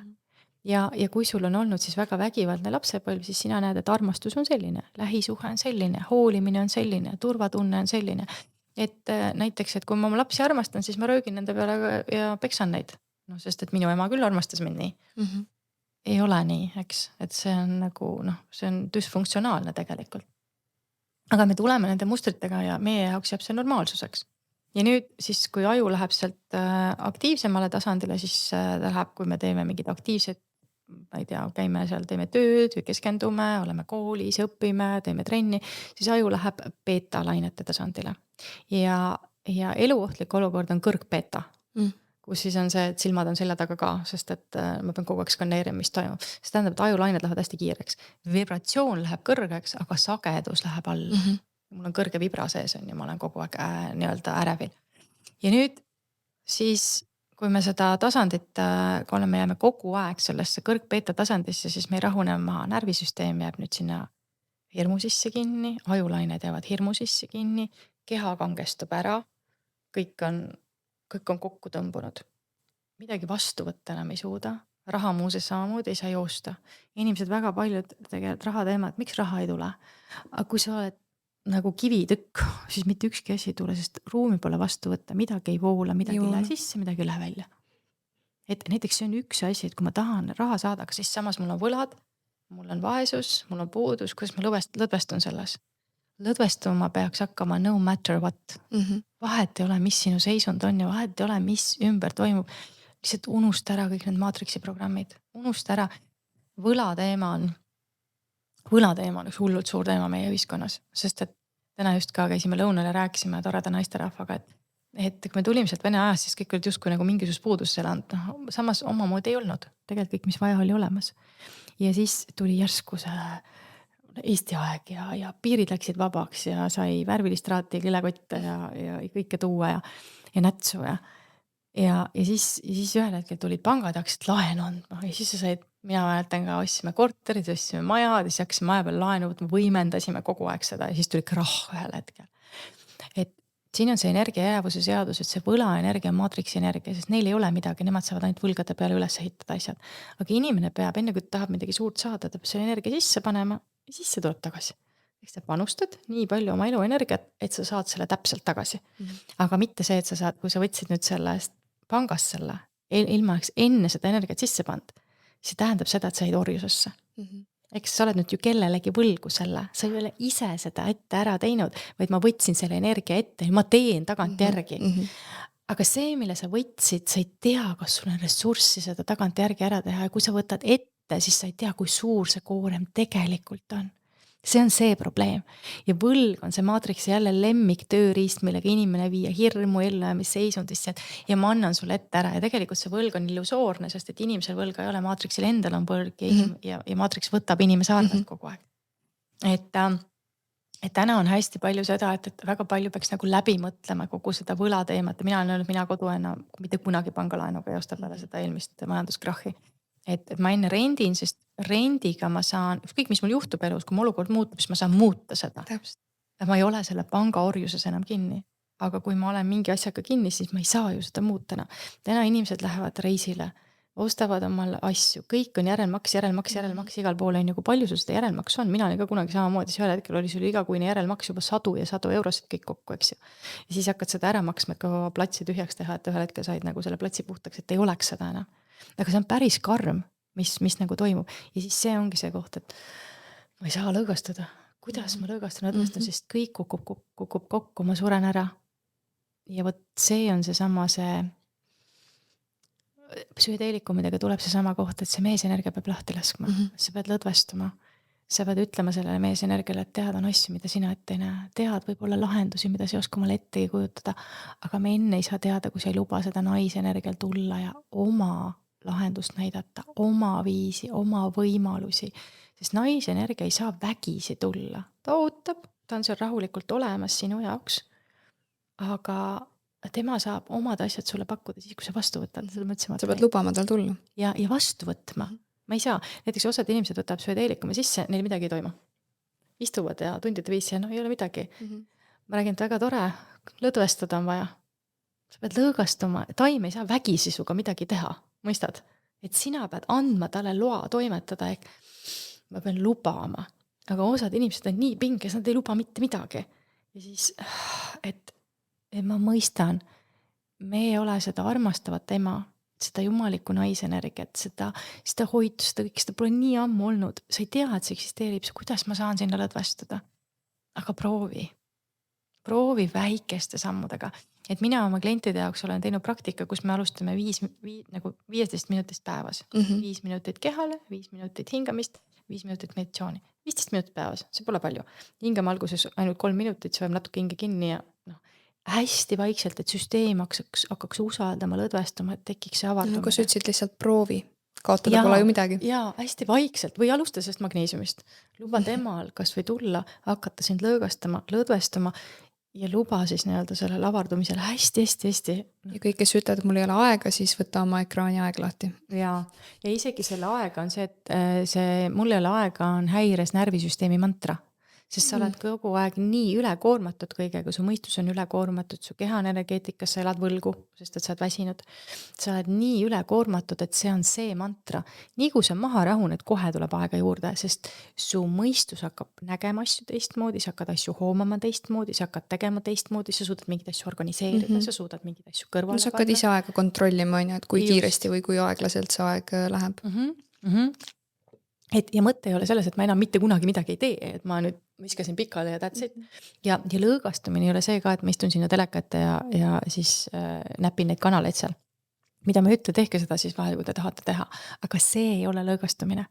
Et lõõgastumine, lõdvestumine ongi need praktikad või vaikuses, täielikus vaikuses olemine, üksinda ja sellest me juba rääkisime ja loodusesse minemine. Need on päris need hetked, kus saab siis see ruum nii-öelda tekkida, kus sul tekib koht midagi üldse hakata vastu võtma. Ja praegu inimkonnal on see aeg ees, oma hinge tervendamine, see on nagu kõige olulisem asi üldse. See on see, mis praegu tuleb, sest kui me oma kollektiivselt nii-öelda seda hinge ära ei tervenda, kui me kollektiivselt naise energiat tagasi vastu ei võtta, siis me kahjuks läheme siin AI ajaliinile. Ja seal on kõik hingetu. Ja praegu on ju veel nii-öelda valikud valla, et praegu on võimalus igal ühel on individuaalne valik. Selles mõttes täiesti olemas. Nii et ajulainete koha pealt on siis hästi oluline, et aju hakata tooma vaikusesse, ära kuula kogu aeg midagi, ära istu kogu aeg teleka ees, ära kogu aeg räägi kellegi, ära kogu aeg loe midagi. Võtta kas või see päevassi 5 minutit vaikuses, et sa kõigepealt näita ajul, et ta võib sellest orava rattast, kus ta pidevalt ketrab ja jookseb maha tulla, et see on turvaline. Ainult 5 minutit, 5 minutiga ma garanteerin teile, mitte midagi juhtu, maailm ei lenda õhku. Ja siis kui sa vaikselt niimoodi õpetad, sest Joe Dispenza ütleb, et hakake 45 minutit päevas mediteerima. No ma tahan näha, kuidas see häires närvisüsteemiga inimene istub see 45 minutit, ketrab oma hirmu mõtteid ja ongi kogu lugu. See ei ole lahendus, vaid lahendus on tõesti aru saada seda, et kõiki asju tuleb alustada väikeste sammudega, sest et tõenäoliselt esiteks ma ütlesin sulle alguses ressurssi ja teine asi see, et nii ajukeemia kui või siis närvisüsteem, neil ei ole plastilisust, et muutusi lubada. Et need on 2 nagu täiesti, need on nagu must. See peab olema, et sa võtad sealt, et muutus ei saa muud moodi tulla lihtsalt. Nii et meie närvisüsteem, selles mõttes, et ta määrab ära kogu sinu elu. Katkise närvisüsteemiga inimene elab väga katkist elu ja on igal tasandil haige. Tema meel läheb haigeks, ta on keha läheb haigeks sellest. Ja nüüd, kui meil ongi väljas mingisugune närvisüsteemis ja energeetikas on meil mingid probleemid või häired, siis see hakkab ju peegeldama kehasse ja sealt tekivad erinevad haigused. Ja nüüd me räägitakse, et ei ole olemas psühhosomaatilisi haiguseid. Kloonidel mitte, hingetutel mitte, aga inimesel on kõik energeetikaga seotud. Kõik haigused on psühhosomaatilised. Riina Rotsik ütleb ka nii. Ja, sest et sul on energeetikas on mingisugune väärastunud energia ja see väärastunud energia peegeldab kehasse ja annab sulle tegelikult lihtsalt märku, et kuule, midagi on vaja korrastada. Keegi ei räägi sellest. Ja siis tuleb peavoolumeditsiin, kes ütleb, et laseme mingit hullu keemiat sinna peale. Antibiotsid, jah. No mis iganes see on, aga see... Keha üritab rääkida. Ja, aga tegelikult see ei aita. Sellepärast, et sa surud selle sümptomi nüüd alla veelgi sügavamal, tegelikult see läheb hullemaks. Ja mulle meeldib järgmine podcast, mille ma panen üles detsembri keskel, kuidas ütles hästi armsasti naine, kellega me rääkisime tervenemist, et haigus on hingekutse. Et midagi, et hing kutsub, et kuule vaata, seda on vaja korrastada, tule. Lähme selle teekonnale, kui sa valid selle teekonnale mitte minna, siis tihti elu lõpeb ära, sest see haigus sööb su ära, sest sa ei võtnud seda kutset vastu, sa ei lahendad seda teemat ära. Nii hästi öeldud. Ja, et mulle meeldis ka see, et see on hingekutse, see on nii ilusti tuli välja sealt, sest tema valis oma hingekutset jälgida, tervendas ennast ja läks sellele teekonnale ja sealt tegivad väga sügavad vaimsed avanemised, ärkamised, elumuutused, ma ei tea mis, ja kui te kuulate seda lugu, siis te näete ka seal, et ainuke, mida ta tegema hakkas, oligi see, et ta tegelikult lubas lõõgastuda, lubas selle naise energial tulla, hakkas joogat tegema, hakkas mediteerima muuseas, hakkas kõiki neid asju tegema, mida ma siin täna räägin. Et need asjad ei ole meile niisama antud, need lihtsalt tööriistad, aga inimene ei tee seda. Et kui sa lõputult näiteks jõusaalis käid, mehelik energia, aga sa ei venita ennast. Sa ei lase ennast sinna pikka, mõnusasse, pehmesse venitusse, energia ei saa voolata selle kivi kõvaks jälle. Nii et kõikides asjades peab leidma selle naise meesenergia tasakaalu ja see, ma hästi pikka aega mõtlesin ma olen mõelnud nagu kogu kosmilise loomingu peale, et noh, kõik räägivad näiteks, et maa on emake maa ja siis, et näiteks, et isake taevas või et päike on meesenergia ja siis ma kogu aeg mõtlen, mul on julm error seal sees mõte, et no ei ole nii, noh, et ei ole, et maa on emake maa ja ei ole, et päike on meesenergia, päikses on soojus ja pehmus, see on naisenergia ja samas maas on olemas meesenergiat.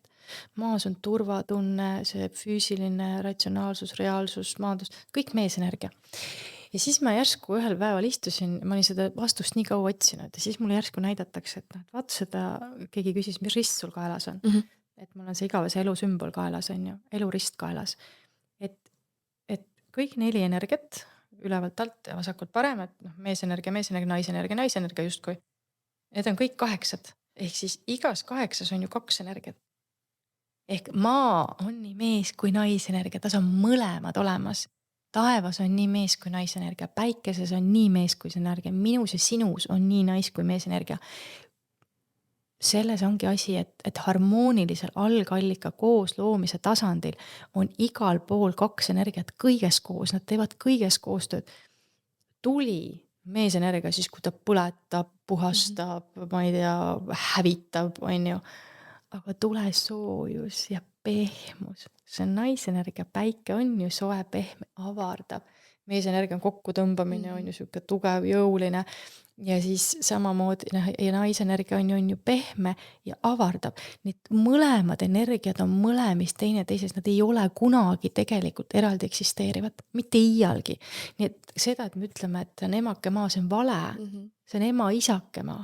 Ja siin on nendes kõikides selles risti sees näitaski lõpuks mulle ära, et vaata. Ja sellest tekib see terviklik ühine looming ja sellepärast see kloonide ja hingetute maailm on väärastunud, et see on ainult meesenergias loodud. Ja, võtame kas või selle sümboli, mida praegu kasutatakse muidugi apteekidel on ja aga kus on see peeker ja seal ei ole ju ainult 1 uss, seal on 2 ussi, mis põimuvad niimoodi võrdselt, ongi meesenergia, naisenergia, need on tasakaalus. Ja sellest tekib tasakaalus maailm.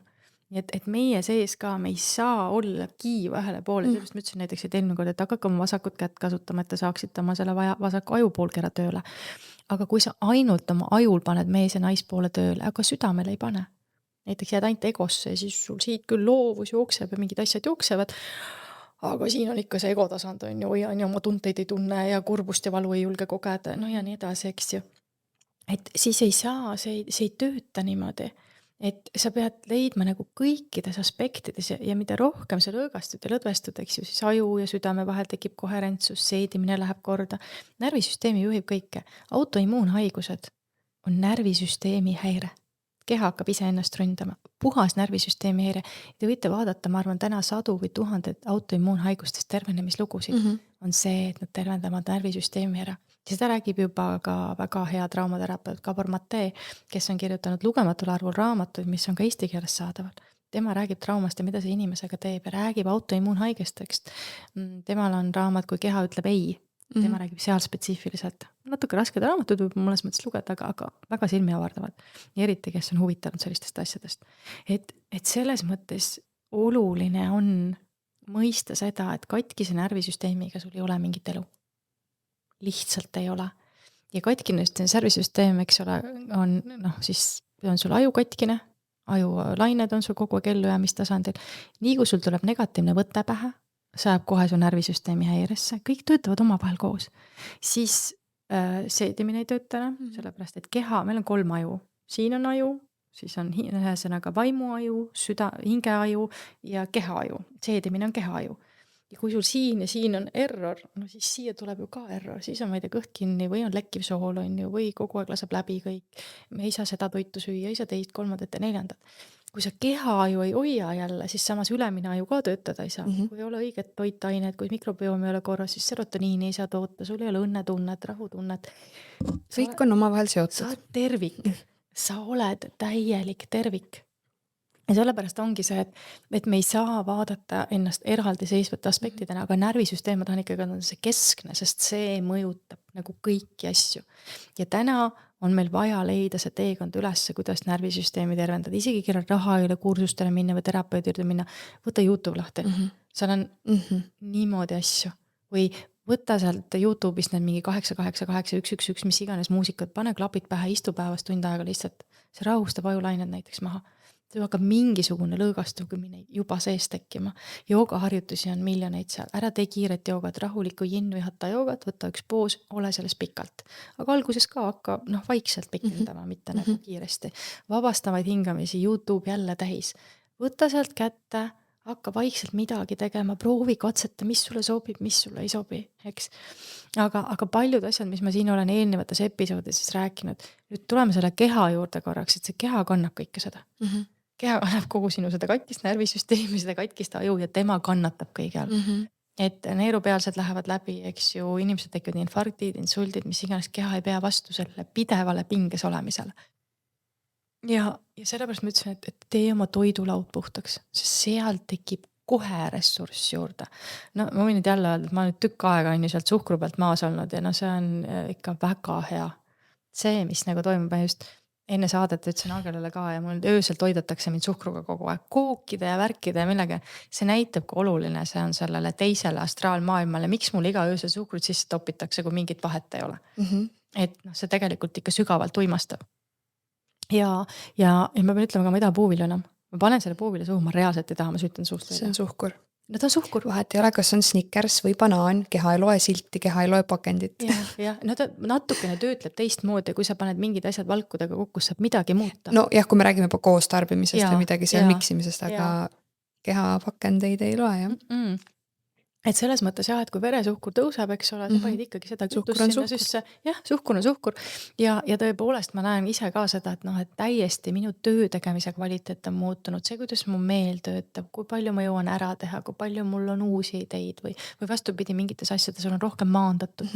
Et kui sa, et mine õigel ajal magama, eks, ära vaata kogu aeg, ma räägin, et ära ka vaata pidevalt midagi, et su keha on kogu aeg koormatud, kogu aeg stressis ja pinges, sest mis iganes informatsioon, sealt tuleb keha ju ka seda võtab. Vaata, need on tegelikult asjad, mida inimene nagu teab, aga ei tee. Ei tee sellepärast, et inimene on üks suur harjumuste kogumik. Sa oled harjunud teatud seisundis olema. Sa oled harjunud teatud närvisüsteemi seisundis elama. Sa oled harjunud, et su aju mõtleb ja töötab teistmoodi.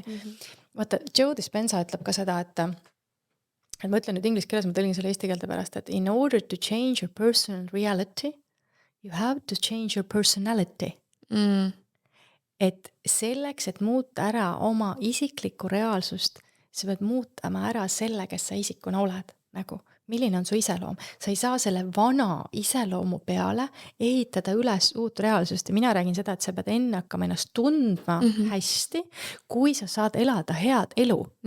Ja see on selles mõttes jumalast õige, et ma tihti oma õpilaste gruppidele ka öelnud, et kui sa nüüd mõtled, et sa oled see heas suhtes ja sul on, ma ei tea, keha on terve ja sul on rahaline küllus, 3 asja, mida kõik tahavad saada, siis kuidas sa ennast seal tunneksid? Eks, milline on see sinu sisemine tunne juba selles asjas nii. Ja nüüd mõtle selle peale, milliste harjumustega on see inimene, kes suudab saavutada selle reaalsuse? Kas see on see, kes sa oled praegu? Tõenäoliselt mitte. Nii, sa pead hakkama elama juba nii. Ja nii, et mõtle siis, et näiteks kui mul on see 1 miljon ja mul on see, ma ei tea, abikaasa ja mul on see terve keha. Kuidas ma siis käitun? Mida ma siis teen? Kui ma hommikul üles tõusen, mida ma esimene asja teed, kui mul ei ole kõik muremõtted kohe ei ole seljas? Kui palju aega ma veedan oma lastega, kui palju ma pühendan aega ise endale. Okei, sa ei saa võib-olla alguses iga päev massaaži minna, raha ei ole, aga kas sa saad jalutama minna? Tõenäoliselt saad. Kas ma saan õigel ajal magama minna? No tõenäoliselt saan, vahel on lastega mingid teemad, minul on ka, et ma ei saa, ema läheb päris hilja magama. Aga ikkagi ma saan mingisugused asjad endaks ümber teha või ma ei tea, ma ei söö enam näiteks õhtul mingist kellast alates. Ma saan muuta juba niisugused sellised asju ümber, aga selleks jälle, et see muutus teha peab olema ressurssi tulema, see plastilisus. Nii et siin on nagu nii palju aspekte, sellepärast ongi üksi võib-olla raske kõik asju ära teha. No vaata, ma mainisin, et inimesed teavad neid asju, aga ei tee ja ma ise hästi tugevalt tunnen ka, et Matrix nagu hästi üritab takistada, kui inimene tahabki hakata neid asju muutma.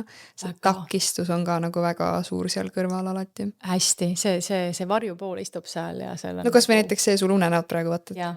Ikka meelde tuletada, kui head need koogikesed on. Aga mulle enam nagu selles mõttes, kui ma siin selles reaalsuses olen, mulle ei tõmba. Absoluutselt, ma räägin isegi, kui ma võtan seda. Okei, vahel ma tunnen, ma tahan haput õune, sest ma tahan värskeid asju. Mul tuleb see värske isu, mitte nagu magusa isu. Aga kui ma näiteks praegu käisin kohvikus, mul ei tule seda, et ma tahan mind kookiselt. null, vaata neid asju, kehitan õlgust, mul on maha käinud see. Aga väga palju ongi seda, et inimene ei suuda alguses seda faasi läbi teha ja selleks, et elus kuskile jõuda, selleks, et midagi elus saavutada, selleks, et sa saaksid oma unistust elu saavutada, selles peab olema distsipliin. Aga kui ja tahtejõud. Aga kui närvisüsteem on katki, siis ei ole. Distsipliini ei ole, tahtejõudu ei ole, sellepärast, et sa oled kriisis, saad aru, sa oled ellujäämise olukorras ja seda ei tule seal taha. Nii et no ma ise vaatan ka, ma olen ju väga paljude inimestega kursuseid, just lõpetasime 9-kuulise kursuse. Selles 9-kuulises kursuses alustas kõvasti üle 20 inimese. Mis sa arvad, palju lõpuks neid oli, kes lõpuni tegid ja lõpetas? No alla 10 kõvasti. Selles mõttes, et ja see aasta maksis neile, põhimõtteliselt terve nagu enda tervendamise kursus, see aasta maksis neile 400 €. Maksis seda igakuiselt, et ma loon inimestele võimalusi, et tõesti kõik saaks ennast tervendada. Kui paljud seda päriselt ära kasutavad? Aga see on kõigega elus nii. Toon näite kas või enda nagu spordiala puhul, et kui paljud tahavad sinna võistlustele jõuda. Ütleme, 7 inimest alustab ja 3 tükki jõuavad sinna lavale, on ju. Reaalselt tegelikult. Ja et kus kohas on see, et me tahame igasuguseid asju saada ja siis ongi enne, kui me ise panustame, enne kui me ise näeme vaeva, enne kui me teeme ise töö ära, me lähme võtame selle võla. Ja siis me võtame juba selle hüve vastu, aga siis me ei ole seda tööd ära teinud ja siis see on julm koorem kaeras ja siis sa ägad selle all, sest sa ei saa sellega hakkama, sa ei suuda seda välja kanda. Tänast majandusolukorda või Eestis vaadates, eks, mida siin tehakse. Et süsteemil on 2 otsa. Ühest küljest on ta väga tume ja kuri ja nagu just kui inimese vastu on ju. Aga teisest küljest on tal väga sügav inimeste arengule suunav impulss. Kas sa ei leia? Sa pead hakkama ise mõtlema, sa pead hakkama vastutust võtma, sa pead nägema läbi, ma räägin kõik nendest lõksudest, mingi hetk 10 korda ära surema ja kõigest lahti laskma, nägema läbi illusioonidest, hirmust lahti laskma, et mina tegelikult näen kurjusel teist poolt ka, sest minu meelest kosmilises plaanis tegelikult igal asjal on nagu oma roll mingis mõttes. See, et inimesed täna sellises kohas on, ma olen ka raamatus seda kirja pannud, see ei ole niisama, inimesed on ise sellest auku astunud. Aga kas nad täna sellest august välja astuvad, see on ise asi. Et mina ka proovime neid teadmisi siin jagada, eks ju, kes meid kuulavad, on ju väga palju on neid, kes seal siiamaani ilguvad. Ja olen vaadanud rõõmsalt, kui paljusid inimesi me käivitame. See on täiesti hämmastav. Aga mis ma tahtsin ühe valiku või öelda, et kuidas saate aru, kes on hingeline ja hingetu, et vaadake, kes hingetud on kadedad hästi. Hästi kadedad, teiste peale kadedad. Ja kui keegi midagi jagab või kellegi läheb hästi või keegi siis nii-öelda astub neile varva peale, siis see on see kadedus. Et see on see ego, mis tuleb kohe kaitsma, et aga mina ei saanud, mina ei oska, mul ei ole seda. Eks, siis see tuleb hästi ilmseks. Nii et see on üks asi, kus sa näed ära, et kas inimese ilming on siis täiesti killustatud või siis ta ongi nagu hingetu. Et hingetud on väga palju kadedad. Nii et aga tulles keha juurde tagasi veel korraks, et üks väga suur nagu teema, mis minu meelest hästi palju kütab kirgi, on lihasöömine. Et ma tahaksin rääkida sellest nagu oma vaatenurgas korraks nagu lahti, sest et nagu mina oma esimest last ootama jäin siis tänaseks 19 aastat tagasi, siis mina ka lihast loobusin tol ajal, sest et minu süsteem nii ütles. Ja siis ma väga kaua liha ei söönud, 11 aastat olin taimetoitlane. Ja oma viimase lapsega, kui ma jäin lapseootel, oli väga tugevat informatsioon tagasi, et liha on vaja süüa. Ja mina hästi keha kuulan. Ja siis, kui mul hakkasid need viimased hästi sügavad ärkamised, siis mulle anti konkreetselt ülevalt märku ja öeldi, et vaim ei saa ankurduda, kui maandust ei ole. Ja liha on selle meheliku energia poole selle tihkuse või raskuse toob, aga kuna inimeste vaimu ja hinge energiat hakkavad uuesti lõimuma kehatasanditega, sest me oleme väga kaua olnud eraldatuses, siis küsimus on selles, et vaimu ja hinge energiat on nii kõrge sagedusega, et kui keha on habras, siis juhtub see, et hakkab ära laguna, aga mõistad, ei suuda selle energeetikat seda kanda välja. Ja sellepärast on mingi hetk vaja teha ennast, saad aru, tugevamaks ja tihkemaks, et suudad ära kanda selle ja võib-olla mingi hetk see liha võib välja liikuda või sa sööd vähem või mina näiteks pigem, näiteks linnuliha või mis iganes. Aga see, et keha ju ütleb. Aga see, et täna ütlevad, et ei, see toortoitumine, ainult taimetoitumine, loomset rasva on vaja, valku on vaja, aju on sul paljud veganid tänaseks on ex-veganid. Miks me loeme ikka uudiseid, kuidas mingisugune taimetoitlane kuskil jälle ära sureb. Ära suri puuvile toitlased ja just väljas üks tüdruk suri palil. et neerud ütlevad üles, minul on kliente olnud, kellele ütlevad neerud üles, kes on peaaegu surmasuus ja kui nad hakkavad sööma kala, muna, kartulit, mingeid selliseid asju, siis täna näiteks käisin naisega söömas, kes ütles, et tema oli nii tuks, sest mitte midagi muu asi ei aidanud, ainult monokartuli toitumine tõi sellest kriisist välja. Kartuli? Jah. Kartul ei ole ülihalb, et kõik räägivad mina olen kogu aeg näinud, kartul on jälle siuke maandav, rahustab, aga mitte iga päev süüa teda. Ja jällegi, et inimesed on erinevad täpselt, kellele sobib, kellele ei sobi. Just, jah, ja mina näiteks tunnen, minu süsteem ütleb ka täiesti okei, ja aeg-ajalt ma sööngi, mitte ka see, et ma iga päev söön liha ja kartulit kodus, ei, loomulikult mitte. Aga just seda, et kui meil rasva ei ole, meie aju tahab rasva saada, see annab selle plastilisuse, see annab rahustuse, see annab närvisüsteemile rahustuse, et liha on äärmiselt maandav, valk on äärmiselt maandav ja suhkur ja süsivesikud panevad su närvisüsteemi niimoodi. Ja, aga tulles liha juurde, maanduse juurde, et mis kvaliteediga see liha on, kuidas see loom on elanud, kui see loom on stressis on ju, ja sa seda liha sööd energeetilisel tasandil, mis see teeb su kehas siis on ju. Ja sa korjad selle info üles, aga täna lihtsalt ongi see, et vaata, nii raske on saada puhtaid asju, puhast toitu üldse. Aga meil Eestis selles suhtes tee natukene uurimistööd ja väga palju tootjaid on meil mahetalud ja tuuakse lausa koju kätte. Ma tahan öelda selles mõttes inimesed, et palju pole raha, sest et mahetaludes ei ole midagi, ma ju olen neid hindasid kõiki vaadanud, ma ise sõbranna käest ostan, on ju, et seal ikkagi fileed ja need on ikka seal võivad olla kuni 40 eurot kilo ja nii edasi, palju teil ei ole seda raha teha. Aga on ka odavamaid tükke. Jaa, on ka odavamaid tükke, hakkliha, hakkliha on 15 euri kilo, eks ju.